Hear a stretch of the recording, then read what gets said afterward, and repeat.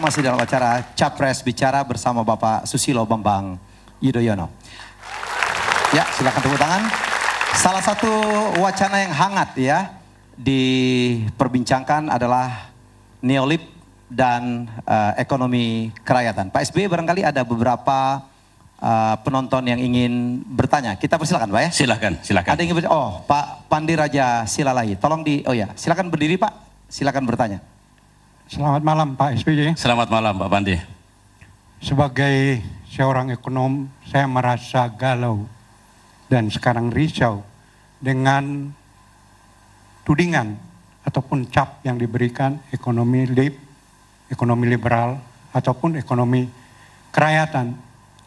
Saya risau dan galau Pak SBY karena saya membaca ternyata mereka yang memberi cap ekonomi liberal pada umumnya tidak mengerti apa yang ditudingkannya.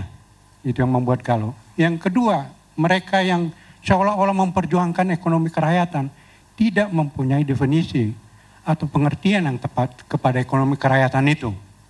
Menurut paham saya, bahwa sistem ekonomi Indonesia telah diatur di dalam Undang-Undang Dasar 45 untuk meningkatkan kesejahteraan masyarakat melalui sistem itu secara terus-menerus, di mana diberikan kesempatan kepada kedaulatan masyarakat, kepada pasar, dan diberikan ruang buat intervensi pasar oleh pemerintah demi kesejahteraan masyarakat.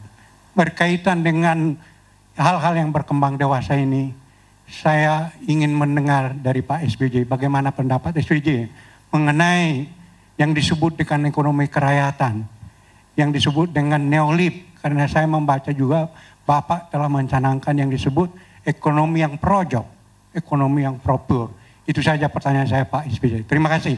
Iya, baik Pak Pandi Raja Silalahi, beliau pengamat, ekonom dan juga ahli manajemen yang saya kenal. Begini Bapak, saya juga mengikuti wacana atau diskursus tentang ekonomi kerakyatan, kemudian neoliberalisme. Tidak salah kita membahas hal-hal seperti itu.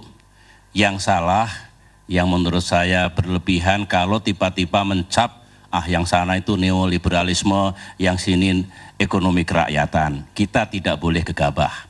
Apalagi betul kata Bapak, kalau kita tidak paham betul apa itu neoliberalisme dan apa yang bukan neoliberalisme.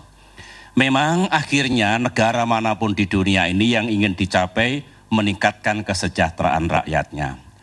China yang dulu dengan sistem komunis, ekonomi komando, sekarang mereka menganut kapitalis yang disebut dengan kapitalisme dengan karakteristik China.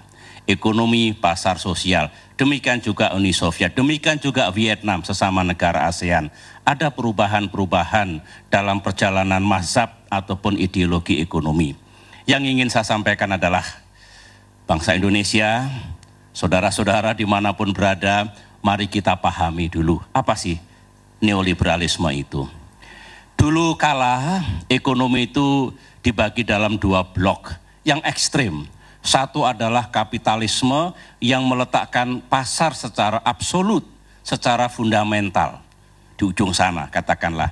Di ujung satunya lagi adalah ekonomi komando.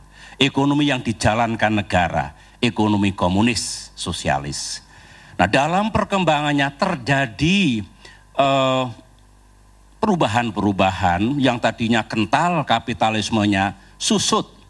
Yang tahun 80-an kita kenal dengan neoliberalisme. Kemudian yang tadinya betul-betul ekonomi komunis, ekonomi komando susut menjadi ekonomi yang berwajah sosialis. Tapi tetap ada perbedaan-perbedaan di antara keduanya. Saya ingin menyampaikan 6 karakter dari ekonomi neoliberalisme dan kemudian mari kita cocokkan dengan apa yang dilakukan oleh bangsa kita sekarang ini dan insya Allah ke depan. Dengan demikian tidak mudah mencap seseorang sebagai neoliberalis, ya. Dosa kalau belum sudah mengecap seseorang seperti itu.